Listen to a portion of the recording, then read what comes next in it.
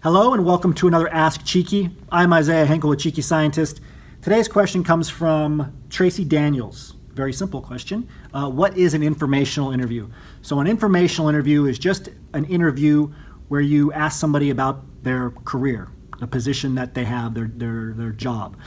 So you'd find an employee working at a company, preferably a company that you'd like to work for.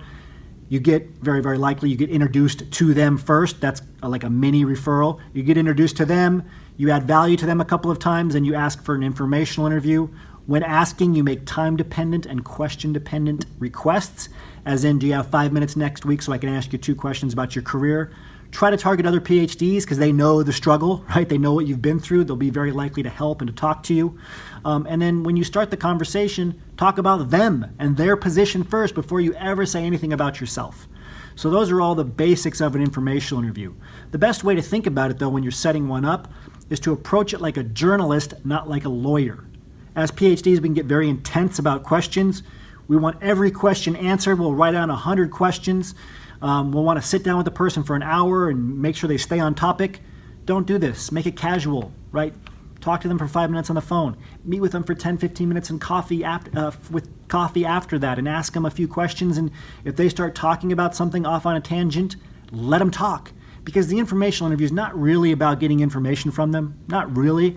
That's nice. You'll find out about the career. All that stuff's great. But it's mostly about building rapport with that person and hoping that informational interview turns into an actual interview or turns into, at the very least, a job referral where afterwards you can say, hey, I really appreciate your time here. Just 2 quick questions. Number 1, is there anyone else you think it would be worthwhile me talking to at the company? Right? Is there anyone else at the company that you could recommend me to talk to, or anybody else in your network that you think it would be a good idea for me to talk to, given what we talked about today, right? So never leave an informational interview without asking for another introduction to somebody else. And then follow up afterwards, right? So the second thing you want to do is follow up, thank them again, send them a personal note, like ideally a physical card, as well as an email thanking them for their time. And that's when you want to work towards that job referral. That's when you can say something like, I really appreciate this. After talking to you, I think it'd be a really good position for me, the position that you're in, or I think working at your company would be a great fit for me.